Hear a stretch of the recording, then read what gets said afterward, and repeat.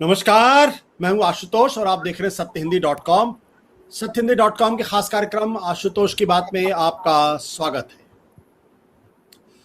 कभी कभी वो दिन आता है जब आपको लगता है या मुझे लगता है कि इस देश के अंदर लोकतंत्र बहुत कमजोर हो गया है या लोकतंत्र खत्म हो रहा है। आज उनमें से एक दिन है। आज फादर स्टेन स्वामी की मृत्यु हुई है। 84 साल के फादर स्टेन स्वामी, जिनको रांची से गिरफ्तार किया गया था नक्सलिज्म के आरोप में कि वो माओवादियों की मदद करते हैं, माओवादियों की वो साठगांठ उनकी है। फादर स्टेन स्वामी पिछले तकरीबन 200 सवा 200 दिनों से वो मुंबई की एक जेल में बंद थे। वो पार्किंसंस के मरीज थे। कोविड उनको हुआ था और पार्किंसंस की वजह से, आप जैसा सब लोगों को मालूम है कि एक जो आपके नर्वस सिस्टम है उस पर अटैक करता है। आपकी उंगलियों में एक तरीके से थिरकन होने लगती है, उस पर कपकपी होती है। आपके जो अंग हैं वो थोड़े थोड़े स्टिफ हो जाते हैं। पार्किंसंस के मरीज की याददाश्त भी गुम होने लगती है। वो डिल्यूजनल भी हो जाते हैं और साथ ही साथ वो भूलने भी लगते हैं। 84 साल के एक शख्स को पिछले 217 दिनों से जेल के अंदर बंद किया गया। अदालतों के चक्कर लगाने पड़े लेकिन उनको बेल नहीं मिली। एनआईए ने उनको बेल नहीं दी और एक हाईकोर्ट के सामने एक वीडियो कॉन्फ्रेंसिंग में उन्होंने कहा था, अगर मुझे इंटरिम बेल नहीं मिली तो मैं बहुत जल्द मर जाऊंगा। और आज हाई कोर्ट में उनकी बेल सुनवाई के समय जज साहब को वकील साहब ने यह बताया कि दरअसल वाकई में उनकी मृत्यु हो चुकी है, जबकि हाई कोर्ट उनके मामले में कल सुनवाई करने वाला था। ये वही स्टेन स्वामी है जिनको आज से तकरीबन 8 महीने पहले दिसंबर के महीने में सिपर के लिए, स्ट्रॉ एंड सिपर के लिए अदालत से गुहार लगानी पड़ी थी। तो एक शख्स जो पार्किंसंस का मरीज है, एक शख्स जो 84 साल का है, एक शख्स जो कोविड पॉजिटिव है, एक शख्स जिसकी याददाश्त धीरे धीरे गुम हो रही है, एक शख्स जो खुद अपने से खाना नहीं खा सकता है, एक शख्स जो खुद शायद अपने से चल नहीं पाता है, उस शख्स से देश को बहुत बड़ा खतरा था। इतना बड़ा खतरा था कि यहां की अदालतों ने यह तय कर दिया कि उनको कुछ भी हो जाए, उनको हम बेल नहीं देंगे। तो क्या यह सवाल नहीं उठना चाहिए कि हम किस तरीके के लोकतंत्र में सांस ले रहे हैं? हम सरकार को जिम्मेदार ठहरा सकते हैं कि सरकार उनकी मृत्यु के लिए जिम्मेदार है। हम एनआईए को जिम्मेदार ठहरा सकते हैं कि उनकी मृत्यु के लिए जिम्मेदार है। हम इस देश की अदालतों को जिम्मेदार ठहरा सकते हैं कि उनकी मृत्यु के लिए जिम्मेदार है। लेकिन इस सवाल का जवाब कौन देगा कि आखिर पार्किंसंस के एक मरीज से इस देश की राष्ट्रीय सुरक्षा को खतरा क्यों और कैसे हो जाता है और यहां की अदालतें उस पर किसी तरीके की बेल देने से आनाकानी करती हैं? इसी पर करेंगे आज चर्चा। बहुत ही गंभीर सवाल है और इसमें हमारे कुछ खास मेहमान हमारे साथ जुड़े हुए हैं। हमारे साथ हैं उत्तर प्रदेश में डीजीपी के पद से रिटायर हुए वीएन राय साहब, जिन्होंने खुद उत्तर प्रदेश के अंदर हासिमपुरा में एक बहुत बड़ा भयानक किस्सा हुआ था ह्यूमन राइट्स का, जहां पे तकरीबन 42 मुसलमानों को आज से 30 साल पहले पीएससी के लोगों ने गोली मार दी थी और वो मामला लोगों के सामने आया राय साहब की वजह से। हमारे साथ फिरदौस मिर्जा साहब हैं नागपुर से, हमारे साथ आबा सिंह जी हैं मुंबई से। फिरदौस मिर्जा साहब इस केस से जुड़े भी रहे और हमारे साथ आलोक जोशी है सीएनबीसी आवाज से। आबा जी, सबसे पहले मेरा सवाल आपसे है, आज जब आपको स्टेन स्वामी की मृत्यु की खबर मिली तो आपकी पहली प्रतिक्रिया क्या थी? क्या आपको लगा कि इस देश के अंदर लोकतंत्र है? क्या आपको लगा कि इस देश के अंदर जिन अदालतों पर हमें गर्व होता है, दरअसल वाकई हमें उन पर गर्व होना चाहिए? आबा जी, आपको अनम्यूट करना पड़ेगा अपने आप को। जी, देखिए, जिस बेंच की बात हम कर रहे हैं, जिस कोर्ट में, बॉम्बे हाई कोर्ट में स्टैन स्वामी की बेल के लिए बार बार गुहार लगाई जा रही थी, मैं खुद 15 दिन से उस बेंच के सामने वीडियो कॉल के थ्रू बार बार गुहार लगा रही हूँ। एक सिंगल मदर को, जिसको पुलिस ने अरेस्ट किया है, उसका 15 साल का बेटा है, 71 साल की विधवा माँ है, और कोविड के समय उसको पुलिस ने उसके घर से अरेस्ट किया ये कह के कि उसकी मार्कशीट फेक है, और जिसमें एग्रेवेटेड चार्जेस लगा दिए गए। और आप मानेंगे नहीं, 35 नंबर पर मेरा केस था, 34 पे बोर्ड बंद हो गया। ऐसे ही एक केस 70 नंबर पे था, 65 पे केस खत्म हो जाता है। तो ये बिल्कुल तारीख पे तारीख सामने दिख रहा है। और स्टैन स्वामी के केस में भी 3 तारीख को उनकी बेल याचिका दोबारा सुनी जानी थी, लेकिन समय के अभाव से उसको 6 जुलाई कर दिया गया, और 6 जुलाई को आप देखिए वो खुद ही दुनिया को छोड़ के चले गए। तो मैं बिल्कुल अदालत की जो एक एम्पैथी फैक्टर होता है, जजेस के पास टाइम नहीं है, कोविड में आप सामने अपने केसेस नहीं डाल सकते हैं, बिल्कुल। और बड़ी बात की, एनआईए ने एक 84 ईयर के वृद्ध व्यक्ति को, जो अल्जाइमर के पेशेंट हैं, उनको किस कारण अरेस्ट किया, और ये यूएपीए के चार्जेस कहां से लग गए। यूएपीए में 43D5 जो लगा देते हैं, वो कहता है जब आपके एक्यूजेशन प्राइमा फेसी ट्रू हो। कोई एक्यूजेशन प्रूव नहीं हुए हैं, और इसमें तो साफ साफ दिखता है कि पूना पुलिस ने एविडेंस इम्प्लांट किए हैं, और ये यूएपीए के गलत चार्जेस लगा के जबरदस्ती लोगों को रखा जा रहा है। ये आइडियोलॉजी की लड़ाई है, ये प्रजातंत्र की लड़ाई है, और बिल्कुल स्टैन स्वामी की जो मृत्यु हुई है, इसके लिए बहुत सारे लोग जिम्मेदार हैं। फिरदौस मिर्जा साहब, चार्जशीट दाखिल नहीं होती है, किसी तरीके का कोई सबूत सामने आता नहीं है, फिर भी आप एक 84 साल के बुजुर्ग को आप जेल में डाले रहते हैं, उनको स्ट्रा एंड सिपर के लिए लड़ाई लड़नी पड़ती है, वो अपने से चल नहीं सकते हैं और वो डिमेंशिया के शिकार हैं। तो क्या जजेस हमारे जो हैं, जो एनआईए कोर्ट के जो जज साहब हैं और हाई कोर्ट के जो जज साहब हैं, क्या उनको ये बात समझ में नहीं आती, दिखाई नहीं पड़ती? देखिए आशुतोष जी, आपकी बातों में प्रिजम्पशन है, वो प्रिजम्पशन है एक कॉन्स्टिट्यूशनल वेलफेयर स्टेट का। लेकिन हम पिछले कुछ सालों से इन सारे डेफिनेशन से दूर जा रहे हैं, और आज तो मुझे यकीन हो गया कि there is a rise of police state. एक पुलिस स्टेट का राइज हो रहा है हमारे इस मुल्क में। हमें बुजुर्गों से डर लग रहा है, हमें हमारे बच्चों से डर लग रहा है, हमें हमारे विद्यार्थियों से डर लग रहा है। और कॉन्स्टिट्यूशनल असेंबली डिबेट में जिन चीजों की चर्चा हुई थी, भार्गव जी ने जो कहा था, कामत जी ने जो कहा था, या एसपी देशमुख जी ने जो कहा था कि अगर देश में कहीं ऐसी सरकारें आने लगी जो हमने उनके दिए हुए अधिकारों का गलत इस्तेमाल करने लगे, और कोर्ट्स और एग्जीक्यूटिव जिसमें पुलिस भी आती है, इनके बीच की लाइन अगर ब्लर हो जाए तो क्या होगा।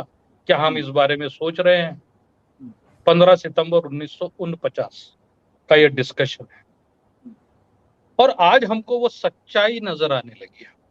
हम उन कानूनों को वैलिडेट करने लगे हैं जो आर्टिकल 19, 20, 21, 22 के खिलाफ जा रहे हैं। उन्हीं में से एक कानून है यूएपीए, जो इससे पहले जो अमेंडेड यूएपीए है, इससे पहले उसका पोटा और फिर टाडा रूप था। ये clearly contrary to those provisions है, लेकिन सुप्रीम कोर्ट ने उसको कॉन्स्टिट्यूशनल डिक्लेयर किया। और फिर जो आतंकवाद के डेफिनेशंस है, उस डेफिनेशन में नहीं बैठने वाली केसेस में आतंकवाद की केसेस लगती है यूएपीए की। और अगर हरियाणा में कोई सदग्रस्त ये कहे कि पूरी तरह से एक पर्टिकुलर रिलीजन के लोगों को हटा दिया जाए या उनका कोई रिलीजियस स्ट्रक्चर बनने ना दिया जाए, उनके खिलाफ कुछ नहीं होता। दिल्ली दंगों में ये बताया नहीं जाता कि भाई मुसलमानों ने खुद के ही घर, खुद की ही मस्जिदें, खुद की ही दुकानें क्यों जलाई, लेकिन वो सारे के सारे दंगों के आरोपी है।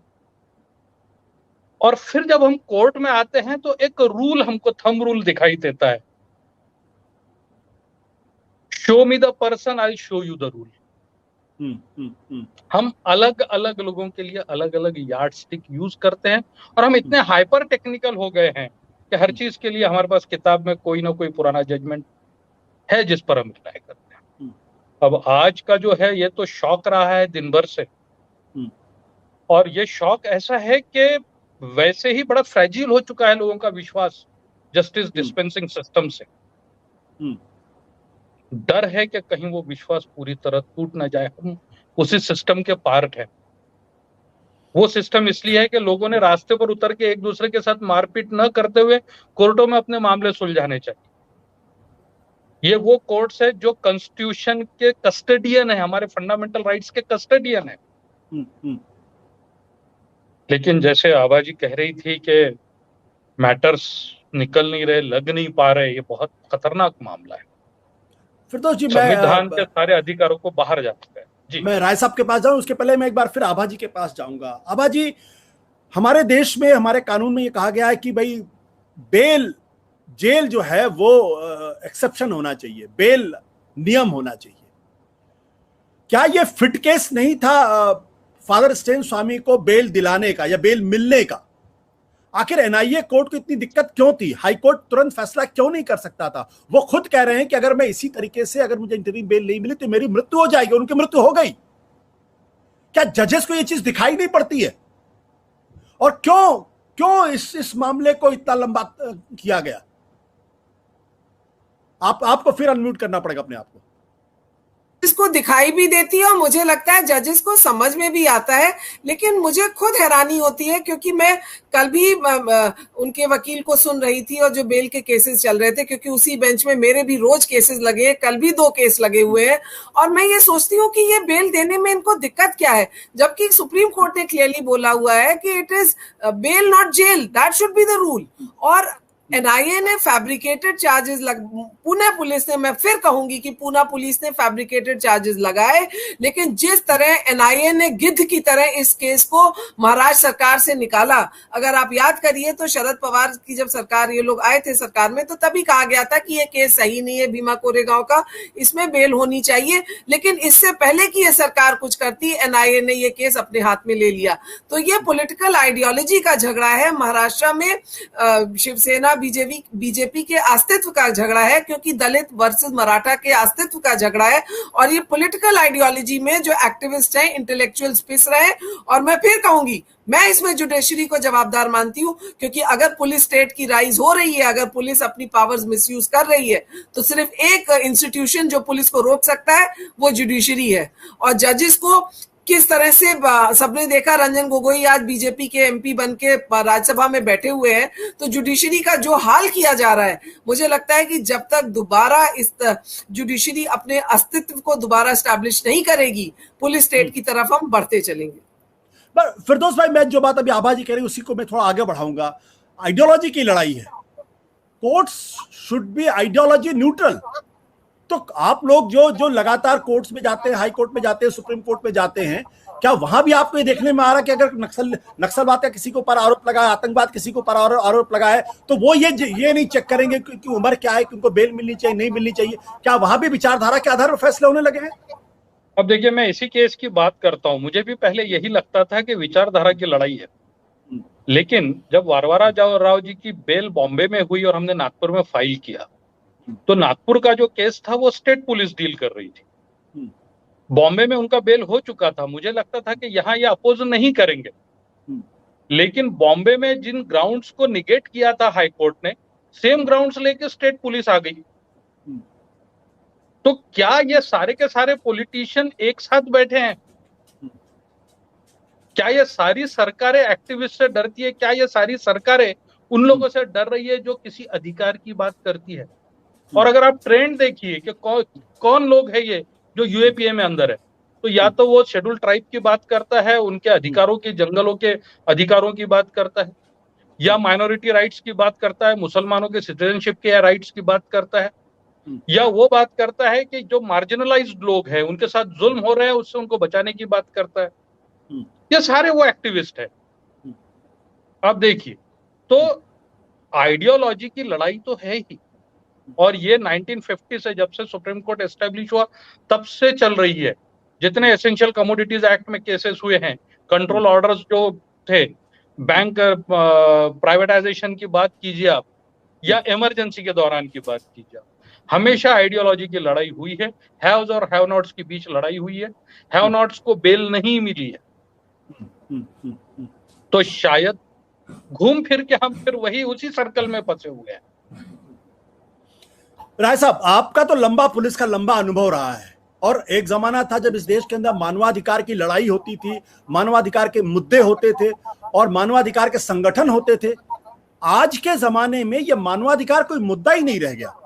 कश्मीर के अंदर अगर कोई बात होती है, वहां पे हेबियस कॉर्पस लगता है और कोर्ट उस पर कोई अर्जेंसी दिखाती नहीं है, सालों तक उस पर कोई सुनवाई नहीं होती है। और स्टैन स्वामी का केस अगर मानवा, आज कई अंतर्राष्ट्रीय संगठनों ने इसकी भर्त्सना की है, भारत की छवि में धूमिल हुई है। तो जो अधिकारी, एनआईए के जो अधिकारी जिन्होंने जाके उनको गिरफ्तार किया, क्या उनको यह बात समझ में नहीं आ रही है कि भाई इस आदमी से राष्ट्रीय सुरक्षा को खतरा कैसे हो सकता है? देखिए, आपने अभी थोड़ी देर पहले कहा कि बेल जो है वो राइट होना चाहिए, जेल नहीं। बेल किस आधार पर डिनाई की जानी चाहिए? अगर आपको ये लगता है कि जिस आदमी को बेल दिया जा रहा है वो भाग जाएगा, अदालत बुलाएगी नहीं आएगा, वो एविडेंस में कुछ टेम्परिंग करेगा, वो किसी को जा करके धमकाएगा, किसी को जाके इन्फ्लुएंस करेगा, ये 84 साल का आदमी जो डिमेंशिया का शिकार है, ये किस तरह से खतरा हो सकता था, किस आधार पे इसको बेल को डिनाई कर रही थी? ये तो एक बहुत ही गंभीर मसला है, और मैं समझता हूँ सिर्फ संवैधानिक संकट नहीं है, ये तो सभ्यता का संकट है। हम पूरी तरह से एक असभ्य राष्ट्र के तौर पर पेश हो रहे हैं। अभी मुश्किल से 1 महीना पहले हरियाणा में एक लड़की को, जिसने इस बात पे जो पैरोल मांगा था कि उसके पिता की हालत बहुत गंभीर है, उसकी पिता की मृत्यु के दूसरे दिन उसे पैरोल दिया गया। तो ये पूरा का पूरा जो सिस्टम है, आप एक तरह से असभ्य समाज की तरफ ले जा रहे हैं, और न्यायपालिका उसमें अपना पूरा रोल अदा कर रही है। मेरा तो ये मानना है कि जो रूलिंग क्लासेस है, पुलिस और न्यायपालिका दोनों उसी के इंस्ट्रूमेंट हैं। तो ये कोई ऐसी चीज नहीं कर रहे हैं जो कोई बहुत, जिसमें आपको आश्चर्य होना चाहिए। लेकिन फिर भी हमें किसी न किसी तरह से एक दबाव बनाना चाहिए कि न्यायपालिका एक कुछ हद तक तो इसे पुलिस स्टेट बनने से इस देश को रोके। मुझे लग नहीं रहा कि ये अभी जो पिछले 4-6 सालों से हो रहा है, इसमें न्यायपालिका अपना ये रोल अदा करने में किसी भी तरह सफल हुई। बट राय साहब, मैं उन पुलिस ऑफिसर्स के बारे में बात कर रहा हूं जिनको जब वो फादर स्टैन स्वामी की तरफ देखते रहे होंगे तो उनमें कोई एक बहुत ही खतरनाक नक्सली की तस्वीर दिखाई पड़ रही होगी, या उनको ये तो दिखाई पड़ रहा होगा ना कि भाई ये पार्किंसंस के मरीज हैं, ये तो चल भी नहीं पाते, और वो तो डायपर भी इस्तेमाल करते थे, वो अपने से खाना नहीं खा पाते हैं। तो ऐसे आदमी की बेल आप कह रहे हैं इनको बेल नहीं मिलनी चाहिए, और वो पुलिस की तरफ से, स्टेट की तरफ से हो रही है, तो उन पुलिस ऑफिसर्स का रवैया कैसा आपको लगता है? नहीं, निश्चित रूप से एकदम जानवरों की तरह है। देखिए, पुलिस ऑफिसर या ब्यूरोक्रेसी जो है वो नॉर्मली इनसेंसिटिव होती है। वो अपने इंटरेस्ट के लिए, अपने रूलर्स के इंटरेस्ट के लिए कुछ भी करने के लिए तैयार रहते हैं। तो कोई इसमें, मुझे लगता है कि अगर इसमें 10 ऑफिसर इन्वॉल्व रहे होंगे तो उसमें 8 या 9 चाहते होंगे कि इनको बेल हो जाए, लेकिन कोई इनिशिएटिव नहीं ले सकता। कोई आगे बढ़ के ये नहीं कह सकता कि भाई अगर इनको बेल हो जाएगी तो क्या बिगड़ेगा, इस मुकदमे में क्या बिगड़ने जा रहा है। कोई नहीं कहेगा, सब अपने कैरियर और अपने प्रोग्रेशन और अपने इंटरेस्ट में के चक्कर में रहते हैं। तो पुलिस से तो आपको ये उम्मीद नहीं करनी चाहिए, लेकिन न्यायपालिका में, जिसमें मुझे लगता था कि शायद ये उम्मीद करना कोई गलत नहीं होगा, अब हमें न्यायपालिका से भी उम्मीद नहीं करनी चाहिए जिस तरह के आसार बन रहे हैं। आलोक जी, आप कैसे देखते हैं इस पूरे मसले को? ये सिस्टम का फेलियर है, या सत्ता बदलने के साथ साथ चीजें बदल जाती, स्वभाव बदल जाता है, अदालतों का रुख बदल जाता है, ब्यूरोक्रेसी का तरीका बदल जाता है? क्या मानवीयता पूरी तरीके से खत्म हो जाती है? मतलब एक 84 साल के बुजुर्ग को स्ट्रॉ एंड सिपर लेने के लिए अगर अदालतों के चक्कर लगाने पड़े, तो उन जेल अधिकारियों के बारे में सोचिए जिनके उस उम्र के पिताजी होंगे। आशुतोष, मेरा ख्याल है, थोड़ा अगर आप इजाजत देंगे तो थोड़ा सा हमें फादर स्टैन स्वामी के बारे में बताना चाहिए। बहुत सारे दर्शक हैं और बहुत सारे लोग हैं इस देश में जो लगातार कह रहे हैं कि साहब एक घुसपैठिए के समर्थन में आप क्यों बोल रहे हैं। तो लोगों को पता भी नहीं है कि फादर स्टैन स्वामी क्या है। फादर स्टैन स्वामी तमिलनाडु में पैदा हुए, यहाँ वो पादरी थे, ये इसमें कोई शक नहीं कि वो पादरी थे, और पादरी होने का अर्थ है कि वो ईसाई धर्म का प्रचार प्रसार करते थे। लेकिन इसके साथ वो भारत में विस्थापन विरोधी आंदोलन के संस्थापकों में से एक थे। यानी जिन लोगों की जमीन उनसे छीनी जा रही है, जिनको बड़े प्रोजेक्ट की वजह से या किसी भी अन्य कारण से सरकार हटा रही है अपनी जमीन से, उसके खिलाफ चलने वाला आंदोलन, जिस तरह से नर्मदा बचाओ आंदोलन चला, इस तरह से आदिवासियों की जंगल जमीन बचाने के आंदोलन पर वो काम करते थे। और ये सुप्रीम कोर्ट का एक जजमेंट है कि जिस जमीन पे जो लोग रहते हैं उस जमीन पर उनका हक है, उस जमीन में पैदा होने वाले खनिज पर उनका हक है। क्योंकि ये झारखंड इलाके में ज्यादातर इन्होंने काम किया है, तो वहां वो इस सिद्धांत के आधार पर ही काम कर रहे थे। और वहां जहां से पुलिस ने उनके ऊपर पहला मुकदमा किया है पत्थलगड़ी आंदोलन का, वो पत्थलगड़ी के आदिवासी अपने इलाके में संविधान की धाराएं पत्थरों पर लिखकर बताते हैं कि यहाँ क्या क्या नहीं होना चाहिए। यहाँ बाहर के लोगों को आकर हमारी जमीन पर खुलेआम घूमने की, दरअसल वो घूमने की बात नहीं है, वहां मनमानी करने की छूट नहीं होनी चाहिए। और ये बातें वो अपनी तरफ से नहीं कह रहे हैं, वो संविधान की धाराओं को लिखकर कहते हैं। पत्थलगड़ी का अर्थ है पत्थर पर लिखी हुई इबारत। पत्थर पर वो यही इबारतें जो आपके संविधान में लिखी हुई हैं, भारत के संविधान में लिखी हुई हैं, उनको उतारकर आंदोलन चला रहे थे। स्टैन स्वामी उस आंदोलन के समर्थक थे। इस इल्जाम में उनके खिलाफ पहला मुकदमा हुआ है, जिसको बाद में आकर वो एल्गार परिषद के मुकदमे से, भीमा कोरेगांव मामले से जोड़ा गया।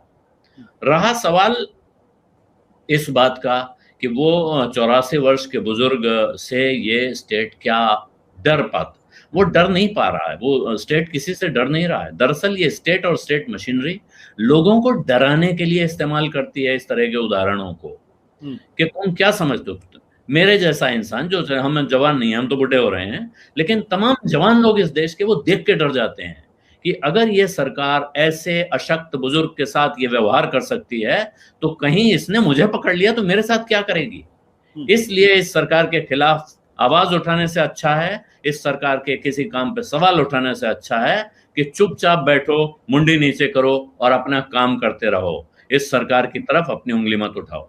दरअसल इरादा ये है, और दुर्भाग्य की बात यह है कि उसमें सरकार जो है, आज की सरकार नहीं, पिछली सरकारें शामिल हैं। आप खास तौर पे अगर नक्सलवाद की बात करें तो पिछली सरकार ने बहुत बढ़ चढ़ के नक्सलवाद के खतरे को अंडरलाइन किया।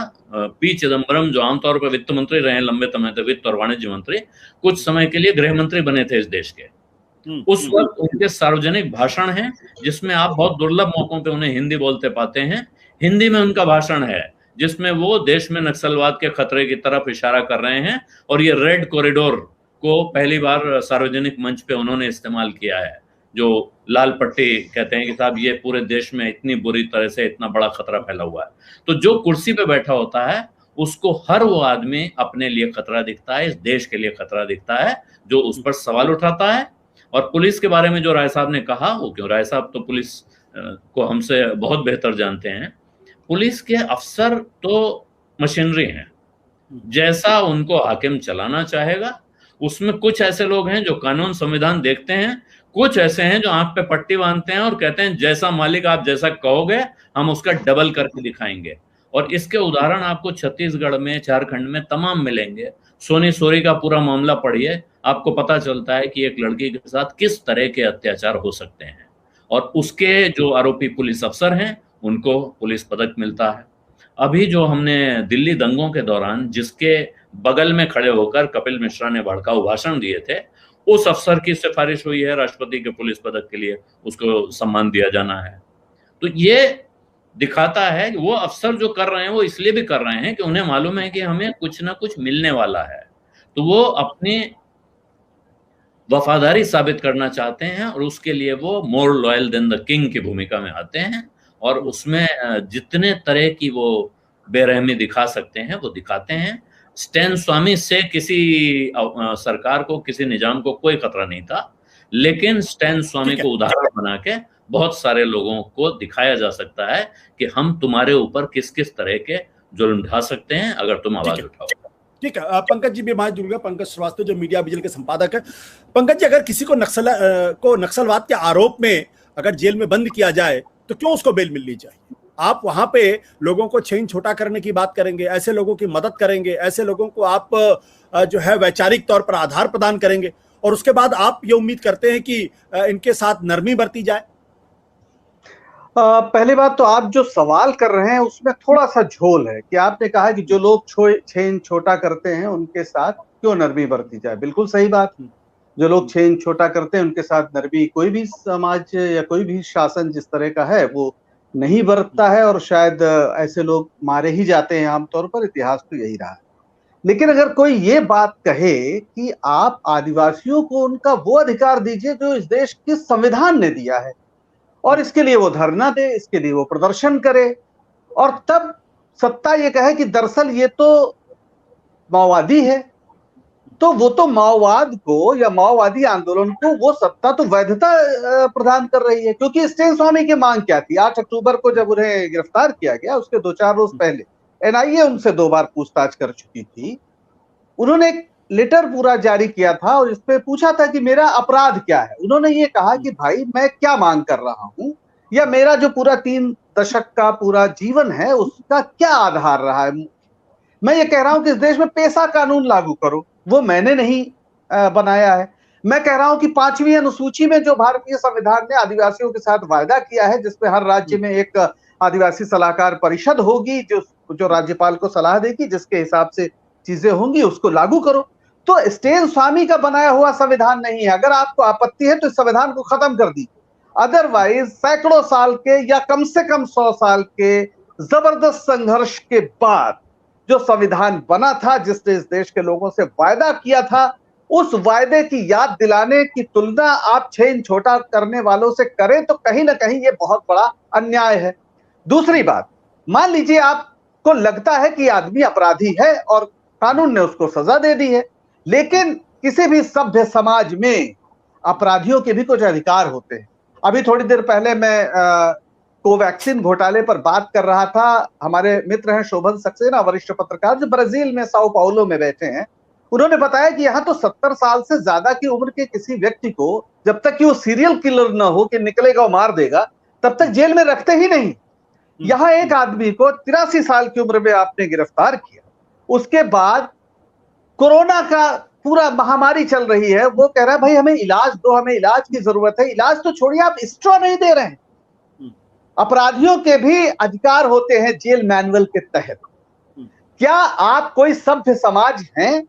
क्या आप संविधान द्वारा चलने वाले कोई समाज हैं, या फिर दरअसल आप इस देश के उन कॉरपोरेट लुटेरों के लठैत हैं सरकार के नाम पर, जो दरअसल किसी भी कीमत पर उस पूरे इलाके में जहां आदिवासी हैं वहां पर जल जंगल जमीन की लूट संभव करना चाहती किसी भी तरह। और चूंकि यहाँ वीएन राज साहब है तो मैं शायद उनका नाम भूल गया हूँ, बीएसएफ के जो शायद डीजी थे, ई राम मोहन शायद उनका नाम था, अगर मैं गलत नहीं हूं। उन्होंने बाकायदा अपनी रिपोर्ट में, जब छत्तीसगढ़ में जबरदस्त हमला हुआ था, तमाम जवान शहीद हुए, तो उन्होंने कहा था कि ये हमारा अपराध है। जिन आदिवासियों को आज आप कह रहे हैं कभी आपने शहरों से मारकर जंगलों में फेंका, और आज आप जंगल लूटने के लिए वहां से भी उनको मार रहे हैं, तो आप तय कर लीजिए कि क्या ये देश संविधान के हिसाब से चलेगा, या इस देश में अगर आपको कह रहे हैं कि हमको विकास दर बढ़ानी है और इस देश के कॉर्पोरेट को छूट देनी है, वो चाहे जो करे, अगर आप उनके लठैत की तरह काम करना चाहते हैं और अगर यही नाम सरकार है, तो माफ करिएगा, आप ऐसे सारे लोगों को वैधता दे रहे हैं जो कि माओवादी या इस तरह के नाम से बदनाम है, जो नक्सल कहे जाते हैं बदनाम है, जो कहा जा रहा है, दरअसल आप तो वैधता दे रहे हैं। इस बात को गंभीरता से सोचने की जरूरत है कि अगर आपने वो नैतिक आभा खो दी, अगर आपने अहिंसा की आवाज नहीं सुनी, तो इतिहास ये बताता है कि जिन सरकारों ने, जिन सत्ताओं ने अहिंसा का सम्मान नहीं किया, वो हिंसा में जलने के लिए अभिशप्त। आभा सिंह जी, ये अगर कोई अर्बन नक्सल है, कितना भी बड़ा आदमी हो, तो उसको क्यों बेल मिलनी चाहिए? अभी मैंने जब ये बात कही कि भाई छेन छोटा करने की बात होती है, तो कंगारू कोर्ट तो नक्सली चलाते हैं, माओवादी चलाते हैं, इसमें तो कोई दो राय नहीं है। लोगों को मारते हैं, ये भी, इसमें भी कोई दो राय नहीं है। तो अगर कुछ लोगों के ऊपर ये गंभीर आरोप लगते हैं, अगर पुलिस एनआईए इस देश की कहती है कि इन लोगों के खिलाफ सबूत हैं, ये माओवादी आंदोलन के समर्थक हैं, उनको नैतिक समर्थन देते हैं, अगर ऐसे लोग पकड़े जाते तो चाहे 84 साल की उम्र हो, चाहे 4 साल की उम्र, उनके साथ क्यों लीनियंसी बरती जानी चाहिए? देखिए क्या कानून कहता है, मैंने पहले भी कहा था 43D5 जो कहता है कि प्राइमा फेसी एक्यूजेशन प्रूफ तो करिए, आपके पास एविडेंस नहीं है। आप कहते हैं नहीं, उनके कंप्यूटर में एक लेटर मिला था जिसमें उन्होंने कहा था कि प्राइम मिनिस्टर की वो हत्या करना चाह रहे हैं, और आज तक साल भर हो गया कोई आप प्रूफ नहीं लेके आ पाए। और उससे बड़ी बात है कि जुडिशियल माइंड का एप्लीकेशन होना चाहिए। ये जुडिशरी जो है अपना माइंड का एप्लीकेशन करके तब रीजन ऑर्डर दे। यहाँ पे प्रेग्नेंट सफूरा जरगर को आप उनके पास कांच की बोतलों को दिखाते हुए यूएपीए का चार्ज लगा देते हैं, जो कि बाद में कोर्ट ने वही दिल्ली पुलिस पे स्ट्रिक्चर्स पास किए। तो ये मेरा कहना है कि अगर कोई आरोपी है, आपके पास सबूत है, उसने इस तरह का अपराध किया है, तब आप जरूर पकड़िए। लेकिन ये कह के कि हमको अंदेशा है, आपके पास प्राइमा फेसी कोई एविडेंस नहीं है, उस पे बात आ जाती है। और बिल्कुल ये बात सही है कि अफसर जो है रिटायरमेंट के बाद इनको पोस्ट रिटायरमेंट ऑप्शंस दिए जा रहे हैं। आईआरएस इनकम टैक्स एसोसिएशन ने तो प्रधानमंत्री को चिट्ठी लिखी है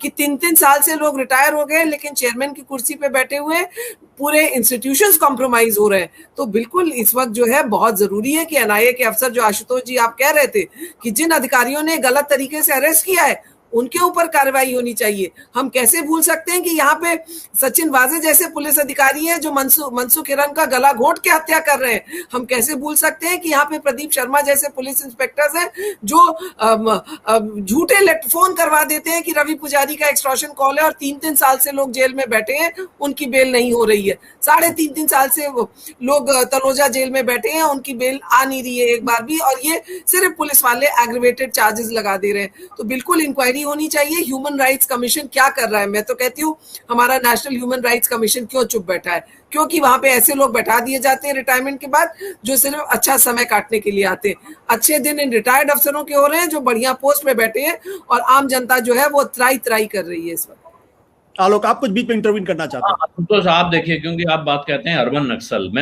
मुझे इस टर्म पर थोड़ा एतराज है कि अर्बन नक्सल जो है ये एक खास संस्थापना की तरफ से, एक विचारधारा की तरफ से ये टर्म चलाया गया है, और उसे दो तरह की अनेक पार्टियों ने इसको अभिग्रहित कर लिया, ग्रहण कर लिया है।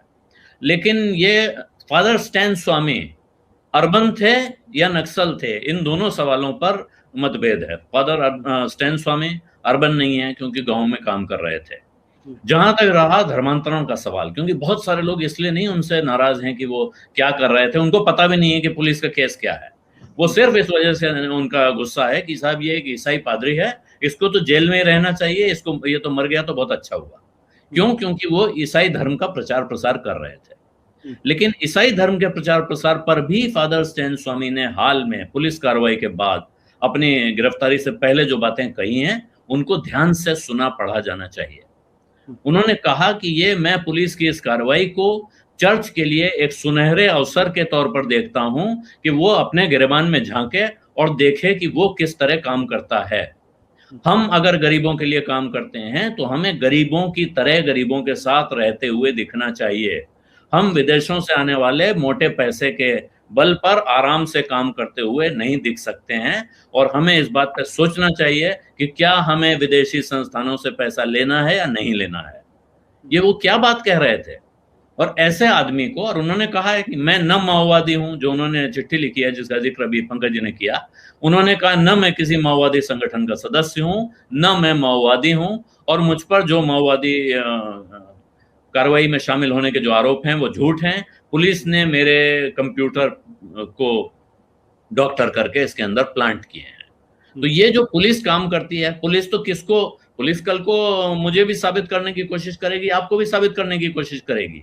लेकिन हम अगर उसी टर्मिनोलॉजी को इस्तेमाल करेंगे तो ये मुझे लगता है कि हम अपने देश के लोकतंत्र के साथ, अपने संविधान के साथ, और खास तौर पर एक स्वतंत्र समाज के साथ ठीक नहीं कर रहे हैं। हमको इस अर्बन नक्सल शब्द, अर्बन नक्सल टर्म से ही इस पर सवाल उठाना चाहिए। फिरदौस साहब, आप तो नागपुर के अंदर हैं। नागपुर में ये जो भीमा कोरेगांव का मामला हुआ था, ये शुरू कहां से हुआ और कहां जाके बदल गया? इसके पीछे का राज क्या था?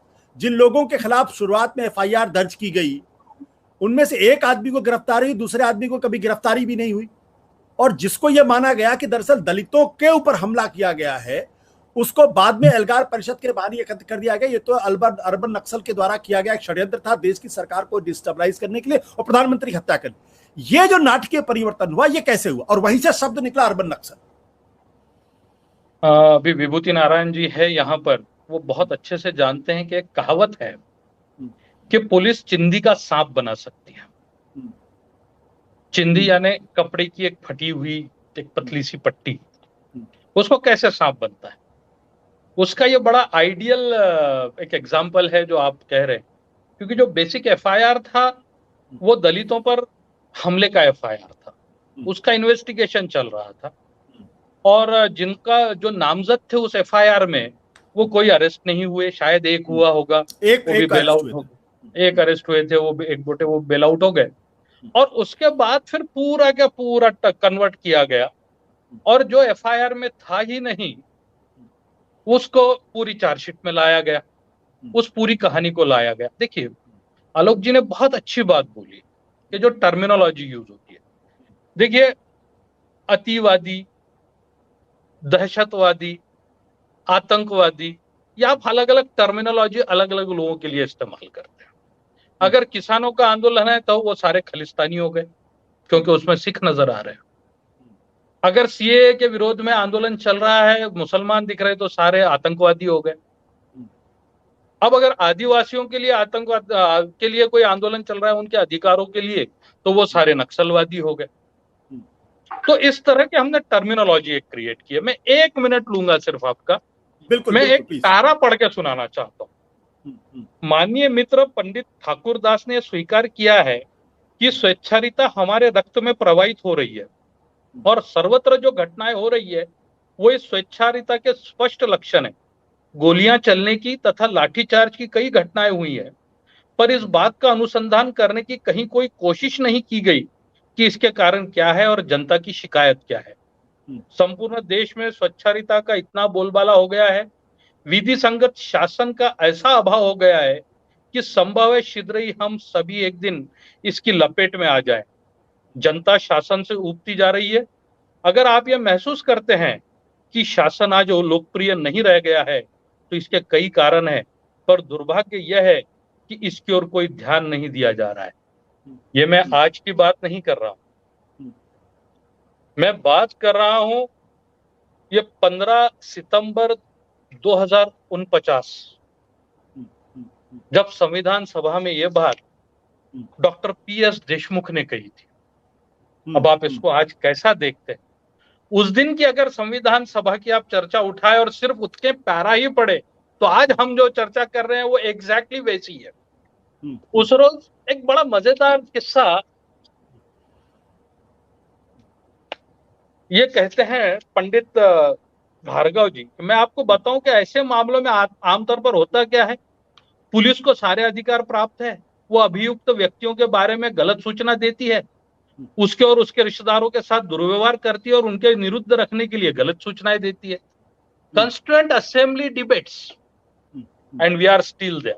आप कह रहे थे कि इनको जमानत क्यों मिलनी चाहिए, मैं कहता हूं किसी भी ऐसे व्यक्ति को जमानत नहीं मिलनी चाहिए जो देश के खिलाफ कोई भी काम करता हो, लेकिन देश और सरकार का फर्क हमको समझना चाहिए, नंबर 1।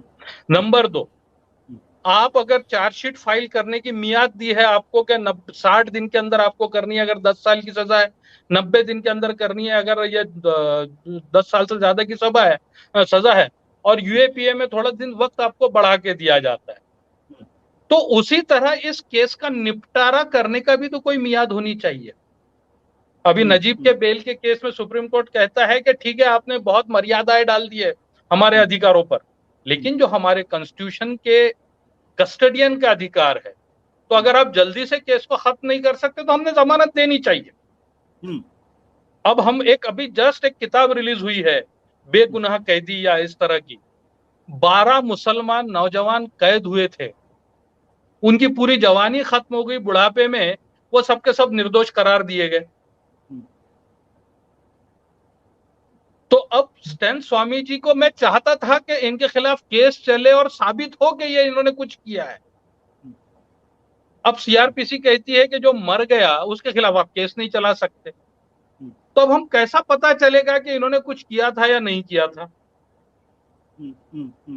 तो आलोक जी से मैं पूरी तरह इसमें एग्री करता हूं कि ये सबक सिखाने के लिए था कि हम तो मार ही देंगे करके, ना पानी पीने देंगे ना आपको किसी तरह की कोई चीज देंगे।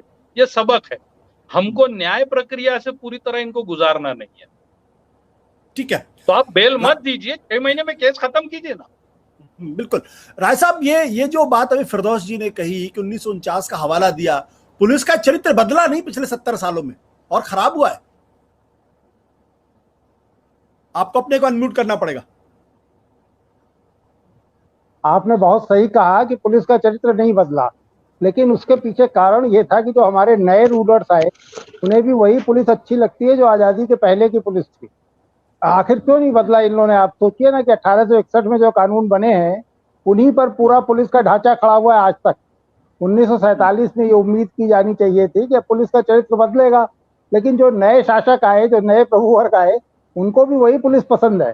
मैं आपसे सिर्फ, क्योंकि अब ये लंबी बहस हो जाएगी, सिर्फ अपने अनुभव से ये बता सकता हूँ कि कोई भी मुख्यमंत्री किसी भी पार्टी का हो, उत्तर प्रदेश में 5-6 पार्टियों की सरकारें मेरे जमाने में रही, उसको सबसे ज्यादा पसंद कौन सा थानेदार होता है? उसे वो थानेदार सबसे ज्यादा पसंद होता है जो उसके विरोधियों की टांग तोड़ दे, उसके समर्थकों के खिलाफ मुकदमे ना लिखे, उसके विरोधियों के खिलाफ झूठे मुकदमे लिख करके और अदालत में फर्जी गवाहियां पेश करके उनको सजा दिला दे। वो कभी नहीं चाहता कि कोई ऐसा थानेदार आए या ऐसा पुलिस वाला आए जो कानून कायदे का सम्मान करता हो, जिसके लिए संविधान का कोई अर्थ हो। एक दिन अगर पुलिस वाले के लिए संविधान का अर्थ हो जाएगा तो हमारे सारे रूलर सड़क पे आ जाएंगे। तो लिहाजा ये बहुत जेन्युइन सवाल है कि पुलिस का चरित्र क्यों नहीं बदला। अंग्रेजों ने नहीं बदला तो समझ में आता है, लेकिन हमारे बाद में जो शासक आए, और उसमें सभी पार्टियां आई, बीजेपी तो अभी 5-7 सालों से आई हुई है, किसी ने भी कोई गंभीर प्रयास नहीं किया है कि पुलिस का बुनियादी चरित्र बदला जाए। तो ये स्टैन स्वामी का केस तो एक तमाचे की तरह है। अगर हम सभ्य समाज होते तो आज पता नहीं कितनी गर्दनें कट गई होती, पुलिस वालों की भी, अदालतों में जो प्रिसाइडिंग अफसर बैठे हैं उनकी भी, और जो कानून बना रहे हैं उनमें से भी बहुत सारे लोग दोषी ठहराए गए होते। लेकिन मुझे नहीं लगता इसमें भी कुछ होगा। आप देखिएगा कल के मीडिया में भी बहुत छोटी सी खबर, छोटा सा स्पेस इसे मिलेगा जो नेशनल मीडिया है, उसके लिए कोई बहुत बड़ा मसला है ही नहीं। बिल्कुल विभूति राय साहब, आपने तो जो पूरी किताब हाशिमपुरा पे लिखी है, और वो किताब हर आदमी को पढ़नी चाहिए कि इस देश के अंदर पुलिस तंत्र, पूरा सिस्टम कैसे काम करता है। कि 40 लोगों को उठा के ले जाती है पुलिस और उसके अभी पेशी ले जाती है, उनको गोली मारी जाती है, और उसके बाद 3-3 दशक लग जाते हैं उसमें न्याय प्रक्रिया से गुजरने, और पूरी की पूरे जांच को ही, विवेचना को ही खराब कर दिया जाता है, और वो लोअर कोर्ट से बाइज्जत बरी हो जाते हैं। तो स्टैन स्वामी का मामला तो एक बहुत, इस मामले बहुत छोटा सा मामला था। बट पंकज जी, आगे का रास्ता क्या दिखता है? ऐसे ही अंधेरा दिखाई पड़ेगा? ऐसे ही लोकतंत्र के ऊपर लोगों का विश्वास बना रहेगा? देखिए, लोकतंत्र पर किसी को विश्वास नहीं है। जब राय साहब अभी कह रहे थे कि उस थानेदार को पसंद करता है चीफ मिनिस्टर जो उसके विरोधियों की टांग तोड़ दे, तो मुझे लगता है कि ये बात सिर्फ मुख्यमंत्री ही नहीं जानता है, ये बात उस गांव का प्रधान और गांव का आम आदमी भी जानता है कि कैसे पुलिस वाले जो ताकतवर लोग हैं उनके लिए काम करते हैं। आनंद नारायण मुल्ला जो जस्टिस थे शायद इलाहाबाद हाई कोर्ट के, उन्होंने एक बात पुलिस को कहा था कि ये वर्दीधारी गुंडों का गिरोह है। अब सोचिए, और बहुत सालों पहले कहा, अभी नहीं कहा। दिक्कत क्या है कि कोई भी समाज डेवलप होता है, लगातार उसके इंस्टीट्यूशंस मजबूती से काम करते हैं और वो अपने को बेहतर करता है। जैसे मुझे लगता है कि हमें जो संविधान मिला हम उसके लायक नहीं थे।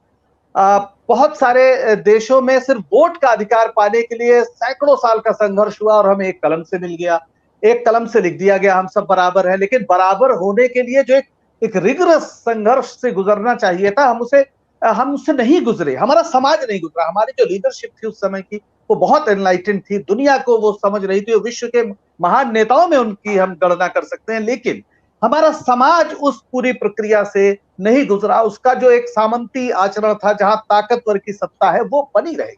देखिए, इस पूरे मसले को थोड़ा सा गंभीरता से सोचने की जरूरत है। मैं इस समय जयपाल सिंह मुंडा को याद करना चाहूंगा। अभी कॉन्स्टिट्यूशन की बात हुई और जो संविधान सभा की बहस हुई, जिन्होंने हमें हॉकी में गोल्ड दिलाया था शायद 1928, वो भी संविधान सभा के मेंबर थे, वो आदिवासी थे, जयपाल सिंह मुंडा। उन्होंने कहा था कि हम सदियों से अपना संघर्ष कर रहे हैं, जो इस तरह के लुटेरे या दिक्कू आए हैं, और हम 1857 को पहला स्वतंत्रता संग्राम मानते हैं, लेकिन सच्चाई है कि उसके भी बहुत पहले तिलका मांझी और सिद्धू कानू के समय से पहला जो संघर्ष हुआ था वो उससे बहुत पहले हो चुका था। लेकिन चूंकि आदिवासी हमारे लिए मतलब नहीं रखते, इसलिए हम उनके इतिहास को भी उस तरह से सम्मान नहीं देते हैं। वो स्वतंत्रता संग्राम, उन्होंने कहा कि हम लगातार लड़ रहे हैं और हम पंडित नेहरू के इस आश्वासन से अपना संघर्ष स्थगित कर रहे हैं कि हमारे साथ न्याय होगा। और वो न्याय क्या था? वो न्याय यही था कि जो आदिवासियों के इलाके हैं उन जंगलों पर उनका वैसा ही पारंपरिक अधिकार रहेगा जैसा सदियों से उन्होंने उन जंगलों को बनाया है, लेकिन हमने उसका सम्मान नहीं किया, हमने अपने संविधान का सम्मान नहीं किया। और जो हमारे विरोध में होते हैं, यानी सत्ता के, उनको हम 6 इंच छोटा करने वाले नक्सल और क्या क्या बता देते हैं।